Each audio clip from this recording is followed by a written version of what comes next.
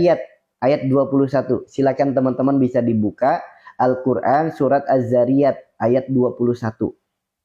Ya, Allah berfirman, di dalam tubuh manusia ada kebesaran Allah bagi yang yakin. Ya.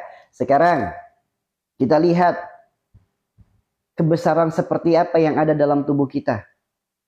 Hal yang paling sederhana saja, saya ajak teman-teman untuk berpikir. Ada orang sakit kepala, minum obat sakit kepala, minumnya lewat mulut, turunnya ke lambung. Kenapa sakit kepalanya yang berkurang? Siapa yang mengatur obat itu sampai ke kepala? Siapa yang mengirimkan obat itu sampai ke kepala? Padahal minumnya lewat mulut, turun obatnya ke lambung. Kenapa yang berkurang sakitnya kepala? Sok renungkan. Itu namanya apa? Kebetulan apa kebesaran Allah? Coba renungkan teman-teman. Coba renungkan. Orang sakit kepala, minum obat sakit kepala. Obatnya minumnya lewat mulut, turunnya ke lambung. Kok bisa obat yang di lambung bisa mengurangi rasa sakit yang di kepala? Apa namanya kalau bukan kebesaran Allah? Kita makan nih nasi, makan makanan apapun. Di dalam makanan itu ada vitamin, ada protein, ada gizi dan lain sebagainya. Siapa yang mengatur? Oh, organ ini nih yang butuh vitamin. Oh, organ ini yang butuh gizi. Oh, organ ini yang butuh karbo. Siapa yang ngatur itu semuanya? Allah yang maha mengaturnya, teman-teman. Itulah kebesaran Allah. Dan lihat kebesaran Allah di dalam tubuh manusia. Lihat dari ujung kepala sampai ujung kaki. Ya, dari ujung kepala sampai ujung kaki. Lihat teman-teman. Tubuh manusia dipenuhi dengan garis. Tubuh manusia dipenuhi dengan garis. Jika teman-teman lagi nggak repot, sok dihitung berapa garis dalam tubuh kita. Jumlahnya ada 114 garis. Sebagaimana 114 surat dalam Al-Quran. Saya tanya, itu kebetulan atau karena kebesaran Allah? Itu kebetulan apa kebesaran Allah? Lihat, nggak usah jauh-jauh deh. Kita hitung yang kelihatan aja. Yang paling kelihatan aja. Telapak tangan kita. Dari kelingking sampai ibu jari. Jari kita dipenuhi dengan garis. Namanya ruas jari. Setiap ruas kita hitung dari kelingking sampai ibu jari. Ada berapa titik? Ada 33 titik. Sebagaimana 33 kalimat tasbih. Saya tanya, itu kebetulan apa kebesaran Allah? Saya tanya, 33 titik kalimat tasbih dalam jari kita. Itu kebetulan apa kebesaran Allah? Yuk, saya tanya lagi. Lihat telapak tangan kita. Membentuk garis juga. Ini membentuk angka Arab. Ini angka 8. Ini angka 1. Ini pun sama. Ini angka 1. Ini angka 8. 1881 jika dijumlah berapa? 99. Sebagaimana 99 Asmaul Husna. Saya tanya, itu kebetulan apa kebesaran Allah? Tok, itu kebetulan apa kebesaran Allah? Lihat lagi teman-teman. Jari jemari kita jumlahnya ada berapa? Ada 5. Perhatikan baik-baik. Membentuk lafaz Arab bagi teman-teman yang paham kaligrafi. Ini alif, ini lam, ini ha. Dibaca apa? Allah. Ini pun sama. Alif, lam, ha. Saya tanya, itu kebetulan apa kebesaran Allah? Kebetulan apa kebesaran Allah? Sekarang saya tanya lagi. Lihat. Dalam telunjuk kita ada sidik jari. Bermiliaran manusia di muka bumi ini tidak ada satupun yang sidik jarinya sama. Saya tanya, itu kebetulan apa kebesaran Allah? Lihat, kita baru bicara tentang garis saja, kita udah nggak bisa menghitung-hitung kebesaran Allah. Karena nggak bisa dijelaskan hanya dengan logika, karena ini hanya butuh keimanan. Makanya Allah berfirman bagi yang yakin. Lihat, di leher kita semuanya ada garis. Ya, leher ke atas disebutnya dunia, leher ke bawah disebutnya akhirat. Apapun penyakit dari leher ke atas, apapun penyakit kita. Mau yang di leher, mau yang di mulut, mau yang di tenggorokan, mau yang di hidung, mau yang di wajah, mau yang di mata, telinga, kepala, rambut. Apapun penyakit dari leher ke atas, penyakit yang disebabkan karena perkara urusan dunia. Apa itu urusan dunia? Keinginan, harapan, angan-angan dunia berlebih. Ketakutan, kekhawatiran, kecemasan dunia berlebih. Itu penyebab utamanya. Jika ada penyakit dari leher ke bawah, itu disebutnya wilayah akhirat. Mau penyakit yang di leher, yang di dada, yang di perut, yang di tangan, yang di kemaluan, yang di kaki, itu disebutnya wilayah akhirat. Penyakitnya berkaitan dengan ibadah kita. Lihat, tubuh kita juga dibagi jadi 2. Sok, teman-teman lihat dari sini ada garis. Di sini ada garis memisahkan antara sebelah kanan dan sebelah kiri. Di belakang kita juga ada garis memisahkan sebelah kanan dan sebelah kiri. Jika ada penyakit dari ujung kepala sampai ujung kaki sebelah kanan, itu penyakit yang disebabkan karena apa? Hablum minan nas rahmatan lil alamin. Hubungannya dengan manusia dan alam semesta. Jika ada penyakit dari ujung kepala sampai ujung kaki sebelah kiri, itu disebutnya hablum minallah. Yang disebabkan karena hubungan kita dengan Allah. Ini kebetulan apa kebesaran Allah? Sok renungkan teman-teman. Ini kebetulan apa kebesaran Allah? Coba renungkan baik-baik teman-teman. Renungkan baik-baik. Lihat. Ingat ya, leher ke atas dunia, leher ke bawah akhirat. Sebelah kanan hablum minanas, sebelah kiri hablum minallah. Sekarang, kita ambil contoh dulu nih. Satu penyakit aja. Yaitu penyakit stroke. Orang yang terkena penyakit stroke. Lihat. Pertama, kita lihat dulu alam miskat, alam jasad. Dari segi jasad, orang yang terkena penyakit stroke disebabkan karena apa? Adanya sumbatan pada saraf otak. Sehingga apa? Berdampak pada alam tangan dan kaki. So, kalau sumbatannya otak sebelah kanan, stroke-nya sebelah kiri. Kalau sumbatannya otak kiri, stroke-nya sebelah kanan. Ini penjelasan secara alam miskat. Penjelasan secara alam raga. Penjelasan secara alam medis. Adanya sumbatan pada saraf otak. Lantas bagaimana datangnya penyakit stroke? Dari sisi al-jujajah, dari sisi ruhani. Dari mana? Dari sisi ruhani penyebab penyakit stroke itu. Dari sifat perilaku perbuatan yang mana yang menyebabkan penyakit stroke itu. Lihat. Kita lihat dulu. Yang sakit apa orang stroke? Tangan dan kaki berkurang fungsinya. Bahkan tangan dan kaki ada yang sampai lumpuh. Saya ambil contoh. Satu, stroke sebelah kanan. Tangan dan kaki berkurang fungsinya. Bahkan ada yang sampai lumpuh. Saya tanya, tangan dan kaki itu wilayah di atas leher apa di bawah leher? Disebutnya dunia apa akhirat? Tangan dan kaki itu disebutnya wilayah dunia apa wilayah akhirat? Sok, teman-teman yang tadi nyimak. Tangan dan kaki itu disebutnya wilayah dunia apa wilayah akhirat? Sok, yang tadi nyimak. Coba renungkan baik-baik teman-teman. Ya. Ya, betul. Tangan dan kaki itu wilayah akhirat. Lihat, yang sakitnya apa? Yang sakitnya sebelah kanan. Perkara akhirat yang hubungannya dengan manusia. Perkara akhirat yang hubungannya dengan alam semesta. Itulah penyebab penyakit stroke dari sisi ruhani. Ya, kalau dari sisi medis tadi udah dikasih tahu sumbatan saraf motorik, apa sumbatan saraf otak. Ya, kalau dari sisi medis atau sisi alam raga, alam jasad, alam tubuh. Kalau dari sisi ruhani, perkara akhirat yang hubungannya dengan manusia. Perkara apa itu? Orang yang pernah memutus silaturahim. Perkara akhirat yang hubungannya dengan manusia. Kenapa? Silaturahim satu-satunya ibadah yang masih bisa kita lakukan ketika nanti di alam surga. Karena di surga tidak ada yang berzikir, bersolat, itu nggak ada.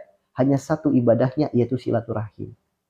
So, orang semasa hidupnya ada kesalahan kepada orang lain sampai rusak silaturahim, so, stroke. Mungkin kesalahan kepada orang tuanya, mertuanya, pasangannya atau mantannya, atau anaknya, atau saudaranya, keluarganya, tetangganya, kerabatnya, temannya. Adanya masalah kepada orang lain sampai akhirnya rusak silaturahim. Itulah penyebabnya. So, teman-teman yang terkena stroke sebelah kanan, dengan siapa silaturahim Anda rusak? Jika Anda ingin sembuh dari penyakit itu, segera perbaiki silaturahim. Dengan orang tuamu akur enggak? Dengan mertuamu akur enggak? Dengan saudaramu akur enggak? Dengan keluargamu akur enggak? Dengan tetangga akur enggak? Dengan temannya akur enggak? Dari mana silaturahim itu rusak? Ingat, apa penyebab silaturahim itu rusak? Lihat, kalau kita melihat dari segi medis, penyebabnya stroke sebelah kanan adalah sumbatan saraf otak sebelah kiri.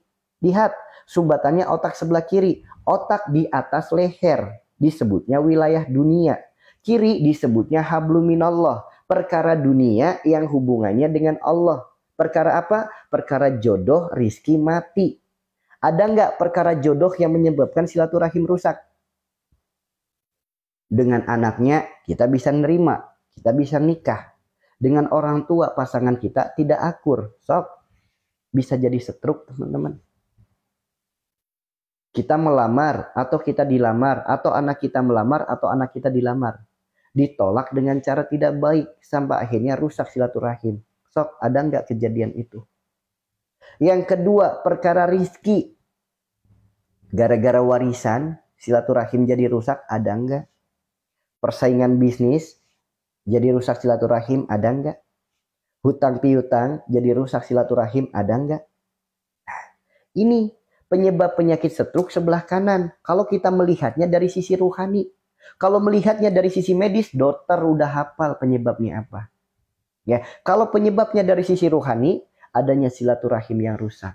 Penyebabnya gara-garanya perkara jodoh, perkara rizki. Yang ketiga, perkara mati. Apa itu perkara mati? Ketika kita pernah berbuat salah kepada seseorang, akhirnya silaturahim itu rusak. Kitanya belum minta maaf, orangnya sudah mati. Sok, stroke teman-teman.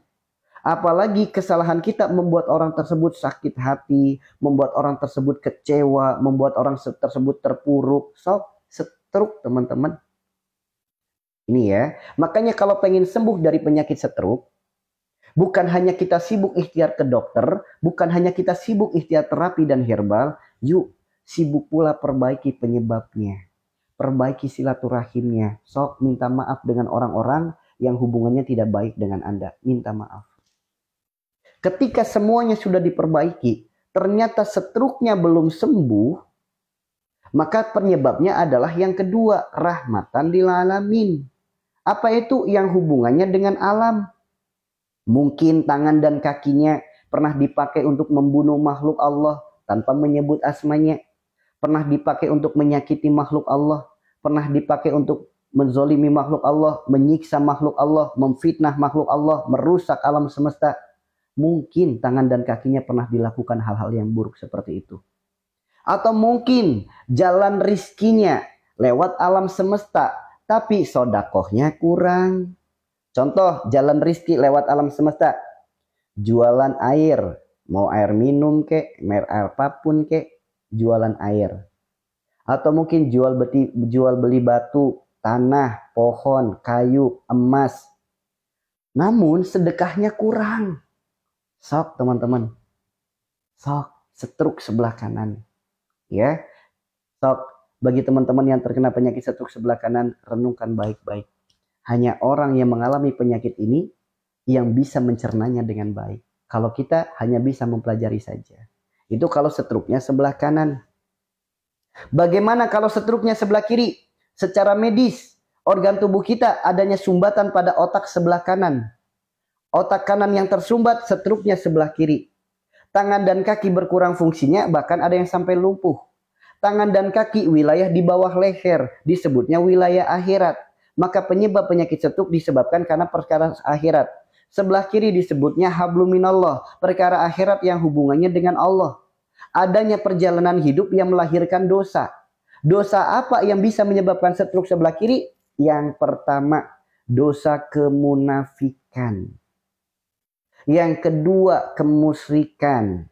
Yang ketiga, kemaksiatan. Yang keempat, kezoliman. Yang kelima, kesombongan. Yang keenam, dosa riba. Sok. 6. Ada salah satu di antaranya yang pernah dilakukan. Dari 6 dosa ini ada salah satu di antaranya yang pernah dilakukan. Entah munafiknya, entah musyriknya, entah maksiatnya, entah zolimnya, entah sombongnya, entah ribanya. Kenapa melakukan dosa ini? Kita lihat stroke sebelah kiri, penjelasannya secara medis. Adanya sumbatan pada otak sebelah kanan. Otak itu di atas leher, disebutnya wilayah dunia. Sebelah kanan itu disebutnya habluminan nas, rahmatan lil alamin, perkara dunia yang hubungannya dengan manusia, yaitu perkara harta, tahta, keluarga. Ya, demi alasannya demi harta, demi tahta, demi keluarga, akhirnya Pak rela melakukan dosa-dosa seperti tadi. Banyak nggak orang bermaksiat dengan alasan harta? Banyak. Banyak nggak orang alasannya melakukan riba dengan alasan keluarga, bisnis dan lain sebagainya? Sok, itulah stroke sebelah kiri. Jika kita melihatnya dengan kacamata ruhani. Kalau dari kacamata jasad, dokter lebih paham penjelasannya. Ya, kalau dari segi jasad, dokter lebih paham penjelasannya. Kalau kita melihat dari sisi rohani, dari situlah datangnya teman-teman. Ya, adanya perjalanan hidup yang pernah melahirkan dosa. Yang pertama, kemunafikan. Yang kedua, kemusyrikan. Yang ketiga, kemaksiatan. Yang kelima, kesombongan. Yang kelima, kezaliman. Yang keenam, dosa riba. Dari situlah datang penyebabnya. Lantas, bagaimana jalan sembuhnya? Kalau kita hanya sibuk minum obat, hanya sibuk herbal, hanya sibuk terapi, sedangkan penyebabnya belum diperbaiki, ibarat bocor atap kita, hanya sibuk cari ember, cari baskom. Kalau kita punya atap yang bocor, hanya sibuk cari ember, sibuk cari baskom, mau sampai kapanpun bocor itu tidak akan mungkin sembuh. Begitupun penyakit. Kalau kita hanya sibuk minum obat, sibuk berobat, sibuk minum herbal, sibuk terapi, sedangkan penyebabnya belum diperbaiki, mau sampai kapanpun tidak akan sembuh penyakitnya. Jadi kalau pengen sembuh dari penyakitnya, perbaiki penyebabnya. Ingat tadi penyebabnya apa? Perbaiki semuanya. Maka Allah berfirman dalam Al-Quran surat At-Tahrim ayat 8. Apa firman Allah? Ya ayyuhalladzina amanu tubu ilallahi taubatan nasuha. Bagi orang yang beriman diperintahkan taubat. Bagi yang merasa dirinya iman maka segera bertobat. Namun bagi orang yang lemah iman gak terima sakit disebabkan karena adanya sifat perilaku perbuatan. Maka apa? Bagi orang beriman langsung bertobat. Bagi yang lemah iman sibuk cari obat. Itu teman-teman. Ya, bagi yang imannya kuat, ketika Allah berfirman suruh tobat, dia langsung tobat, mengakui kesalahan. Ya, itu bagi yang punya iman. Ya, namun bagi yang lemah iman, dia nggak mau tobat, hanya sibuk cari obat. Tuh bedanya. Sehingga akan ada dua sembuh. Yang pertama sembuh berkah, yang kedua sembuh istidraj. Sembuh berkah itu apa? Sembuh yang diiringi dengan keimanan dan ketaatan kepada Allah. Sembuh penyakitnya, sholatnya makin rajin. Sembuh penyakitnya, sifat perilaku perbuatannya makin baik. Ini sembuh berkah namanya. Yang kedua, sembuh istidraj. Sembuhnya sembuh doang. Seakan-akan sembuh. Ibadahnya nggak ada perubahan. Sifat perilaku perbuatannya nggak ada perubahan. Itu namanya istidraj. Yaitu azab yang dibalut kebahagiaan. Silakan cari Tuhan selain aku. Silakan keluar dari kolong langitku. Itulah firman Allah dalam hadis kursinya teman-teman. Ya, maka jangan cari sembuh hanya sebatas sembuh. Carilah sembuh yang berkah. Ya, carilah sembuh yang berkah. Oke? Cari sembuh yang berkah. Jangan cari sembuh yang istidraj. Nah, lantas bagaimana solusinya? Nah, baru kita ikhtiarkan solusinya. Kalau secara medis karena adanya sumbatan pada saraf otak, maka silakan minum obat dari dokter untuk mengencerkan darah. Silakan. Atau mungkin dengan herbal, disebutkan dalam kitab Tibun Nabawi, yaitu dengan bawang putih. Caranya bagaimana? Air 3 gelas direbus sampai mendidih. Setelah mendidih, tambah 7 siung sampai 9 siung bawang putih yang digeprek. Direbus dengan api sedang. Dari air 3 gelas, air itu menyusut sampai setengah gelas. Ketika airnya sudah setengah gelas, cukup airnya saja dituang ke gelas, minum airnya. Rebusan bawang putih. Kapan minumnya? Di waktu istiwa. Kapan waktu istiwa? Di saat matahari tepat di atas kepala kita. Antara jam 11 sampai jam 1 siang untuk waktu Indonesia. Ya, seperti itu. Itu kalau minum herbalnya. Kalau dari segi terapinya, Rasulullah bersabda, semua penyakit ada obatnya. Dan sebaik-baik pengobatan adalah hijamah. Maka silakan lakukan hijamah. Apa itu hijamah? Berbekam. Rasulullah bersabda 1 titik bekam bisa menyembuhkan 72 penyakit. Titik mana itu namanya? Titik kahil. Nah, titik itu ada di punuk.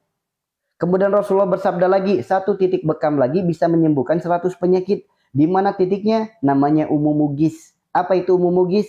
Puncaknya kepala. Di mana titiknya? Daun telinga, luruskan. Nah, puncaknya di sini, maka bekamlah di sini. Oke? Bekamlah di sini. Nah, itu kalau kita mau ikhtiar dari sisi jasmani, sisi rohani. Jangan jasad doang yang diikhtiarkan, rohaninya nggak diikhtiarkan, nggak akan sembuh teman-teman. Nggak akan sembuh. Gimana cara tobat? Pertama, akui kesalahan kita. Kedua, mohon ampun kepada Allah. Ketiga, berjanji untuk tidak mengulangi lagi. Keempat, buktikan janji kita, istiqomahkan dalam kebaikan. Itu baru namanya tobat. Ya, itu caranya tobat. Mau dengan cara sholat, mau dengan cara ucapan, silakan. Tapi tobat itu pembuktian. Akui kesadaran dulu kesalahan kita, dosa kita. Mohon ampun kepada Allah, berjanji tidak mengulangi lagi, dan buktikan janjinya. Nah, itu baru namanya tobat. Oke? Silakan. Ya, gitu ya teman-teman ya. Ini kalau kita melihat penyakit dari sisi ruhani. Ya, kalau dari sisinya medis, udah dokter kurang canggih apa ilmunya, kurang canggih apa alatnya. Namun lihat alat canggih, obat mahal, sembuh nggak? Belum tentu. Ya, lihat penjelasannya udah bagus banget, ilmunya udah keren banget. Karena sakit itu bukan untuk berobat, bukan untuk ikhtiar. Sakit itu untuk tobat. Ya, seperti itu ya teman-teman ya. Maka inilah cara untuk kita mengetahui penyakit dari sisi rohani. Paham di sini teman-teman? Paham? Yuk, bagi teman-teman yang merasa room ini bermanfaat, yuk jangan lupa di follow dulu akunnya supaya tidak ketinggalan live-live setiap harinya. Karena banyak materi-materi tentang kesehatan, tentang kesembuhan dari sisi rohani yang mungkin belum pernah teman-teman dengarkan sebelumnya atau mungkin baru teman-teman mendapatkan di room ini. Ya, solusi sehat, solusi sembuh, lahir dan batin sesuai dengan tuntunan Al-Quran dan Sunnah Nabi kita, kemudian sesuai dengan kitab-kitab para ulama. Ya, bagi yang merasa bermanfaat jangan lupa di follow dulu. Yuk, bagi yang merasa bermanfaat bagikan pula nih ke saudaranya, ke keluarganya, ke temannya, ke sahabatnya. Kenapa? Boleh jadi di luaran sana banyak orang-orang yang sedang putus asa dengan penyakitnya. Banyak yang sedang putus asa ingin sembuh. Namun karena keterbatasan ilmu, keterbatasan pemahaman, sehingga apa? Nggak sembuh-sembuh. Yuk, jika kita punya kebaikan dalam hati, tebarkan kebaikan itu. Jadikan ini perantara kebaikan untuk banyak orang. Yuk di sosial media kita, di WhatsApp kita, di Facebook kita, di apapun itu, tebarkan kebaikan. Bahkan saya mengizinkan bagi teman-teman yang mau merekam, dijadikan kontennya di TikToknya masing-masing, silakan teman-teman. Ya, itu seperti itu. Karena apa? Jarang di akhir zaman orang yang mau belajar sembuh dengan cara agama. Jarang sekali teman-teman. Kebanyakan sembuh dengan cara medis dan alternatif. Dari sisi rohani jarang sekali. Nah, lihat tadi ya, tubuh kita dibagi jadi 4. Leher ke atas disebut dunia, leher ke bawah disebut akhirat. Sebelah kanan hablum minannas, sebelah kiri hablum minallah. Oke. Wilayah depan disebutnya kenabian, wilayah belakang disebutnya kewalian. Lihat, wilayah rambut disebutnya wilayah Nabi Daud, wilayah mata disebutnya wilayah Nabi Sulaiman, wilayah wajah disebutnya wilayah Nabi Yusuf, wilayah mulut disebutnya wilayah Nabi Khidir, ini Ismail, ini Musa, ini Ibrahim, ini Adam, ini Isa, ini Yunus, di bawahnya yaitu Lut. Seperti itu ya. Kalau di wilayah belakang itu ada 3 wilayah, namanya sidikin, suhada, solihin.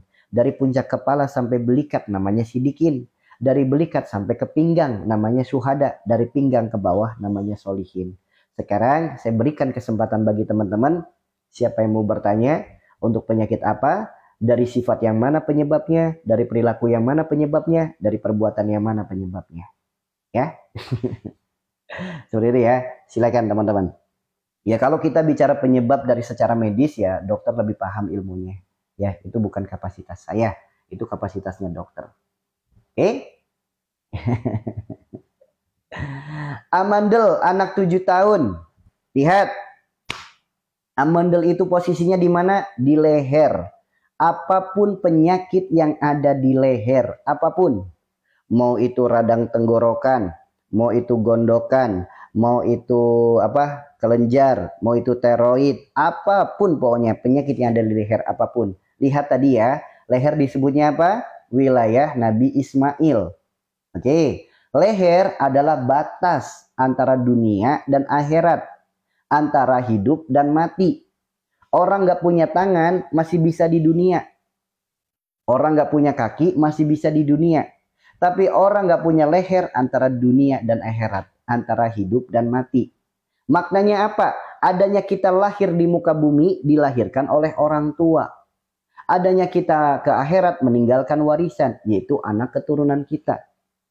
Orang yang punya penyakit di leher, apapun penyakitnya, itu disebabkan karena adanya kesalahan diri kita yang boleh jadi sikap perilaku perbuatan ucapannya menyakiti orang tua kita atau menyakiti anak kita. Sok, siapapun yang terkena penyakit yang ada di leher, apapun penyakitnya, segeralah minta maaf ke orang tua, segera minta maaf ke anak. Karena adanya sifat perilaku perbuatan ucapan yang pernah menggores luka hati orang tua. Ya. Lantas bagaimana kalau penyakit itu terjadi pada anak? Karena adanya kesalahan kita sebagai orang tua sering nyakitin anak. Berantem dengan pasangan di depan anak. Sok, anak kecil amandel. Ya. Saya tanya teman-teman di sini, yang punya anak, anaknya amandel, sering nggak berantem di depan anak? Karena nyakitin anak, bikin kecewa anak. Itu bisa bikin anak jadi amandel. Ya. Seperti itu ya teman-teman ya. Lihat, jika ada sikap perilaku perbuatan ucapan nyakitin orang tua, nyakitin anak, sok akan muncul penyakit pada leher kita. Maka solusinya apa? Segera minta maaf kepada orang tua, segera minta maaf kepada anak kita. Jika orang tuanya sudah tidak ada, maka mohon ampun kepada Allah akan dosanya kepada orang tua. Ya, jika ada waktu, ziarah ke makamnya. Ya. Kemudian mohon kepada Allah, ya Allah, hamba mohon kepadamu. Engkaulah Rabb yang maha menggenggam jiwa seluruh hamba-hambamu. Engkau pula yang maha menggenggam jiwa almarhum orang tua hamba. Hamba punya kesalahan pada beliau, ya Allah. Hamba mohon sampaikanlah maaf ini kepadanya. Hamba mohon ampunanmu. Sok minta maaf. Ya, itu yang pertama. Ya. Maka akan muncul penyakit-penyakit seperti tadi. Nah, ini yang bahayanya itu adanya ucapan, sikap, perilaku, perbuatan bukan nyakitin orang tua, bukan nyakitin anak, namun bersikap buruk kepada Allah.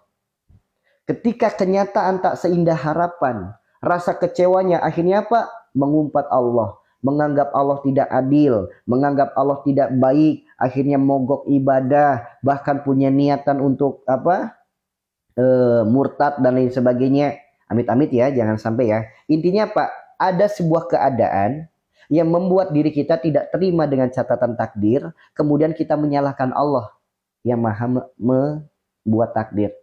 Paham nggak maksudnya? Contoh, pengen sesuatu, doa maksimal, ikhtiar maksimal. Namun begitu di hari H ternyata kenyataan tak seindah harapan. Akhirnya kecewanya sama Allah. Buat apa saya doa? Buat apa saya sholat selama ini? Buat apa saya belajar sama ini? Toh ternyata Allah tidak mentakdirkan. Kalau ada pernah perasaan seperti itu, di momen seperti itu, hati-hati. Kenapa? Nanti munculnya jadi kelenjar getah bening. Teman-teman tahu kelenjar getah bening? Tuh teman-teman. Jadi kalau ada sebuah masa di mana teman-teman tuh merasa kecewa sama Allah, merasa lelah dengan hidup, merasa tidak terima dengan takdir hidup, hati-hati. Itu bisa muncul kelenjar getah bening, teman-teman. Ya, paham di sini? Itulah sakit kalau lihatnya dari sisi ruhani. Ya, sakit kalau lihatnya dari sisi ruhani. Paham di sini, teman-teman?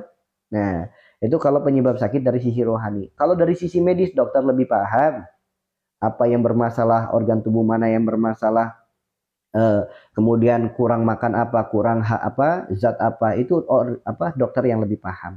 Ya, kalau di sini kita bahasnya dari sisi rohani. Oke, teman-teman? Paham? Paham di sini? Nah, itulah penyebab penyakit dari sifat perilaku perbuatan kita sendiri. Lantas bagaimana nih bagi orang-orang tadi anaknya terkena amandel? Apa solusinya? Yang pertama, ibunya minta maaf kepada anaknya. Bapaknya minta maaf kepada anaknya. Kemudian ikhtiarkan dengan cara apa? Makan nanas. Ya, sok salah satunya makan nanas. Teman-teman makan nanas aja sok masalah tenggorokan insya Allah bisa teratasi. Apalagi nanasnya diparut, diperes, airnya diangetin, dipanasin sampai mengental. Kemudian ditambahkan ampasnya, ditambahkan gula aren kalau bisa, atau gula merah, gula kelapa, ditambahkan garam agak banyak, ditambahkan kayu manis, jadi selai. Sok, jadikan itu sebagai jadi kalau lagi nyantai diambil selai, diemut. Sok, amandel nanti mengecil. Ya, amandulnya nanti mengecil. Paham di sini teman-teman? Paham di sini? Ya, paham ya? Ya, itulah penyebab sakit kalau lihatnya dari sisi rohani. Oke, dari sisi rohani, bukan dari sisi medis. Kalau dari sisi medis silakan konsultasinya kepada dokter. Kalau bertanya obat silakan tanyanya ke dokter. Ya, kalau bicara terapi silakan tanyanya ke terapis. Kalau bicara solusi, ayo kita duduk bersama, kita obrolkan bersama-sama. Ya, gitu ya. Sama segala penyakit di leher sok ikhtiarkan dengan makan nanas. Ya, ikhtiarkan dengan makan nanas. Itu salah satunya. Oke? Ya, kan tadi udah radang tenggorokan, amandel, tiroid, kelenjar getah bening kan satu wilayah, sama penyebabnya. Sama. Yo nanas mateng toh, masa nanas mentah? Nanas mentah nanti asem. Pakai nanas yang mateng ya, bukan nanas mentah. Seperti itu ya. Aku ada lambung, anxiety. Wih, mantap. Banyak di sini yang terkena asam lambung? Banyak gak di sini yang terkena asam lambung? Banyak gak teman-teman?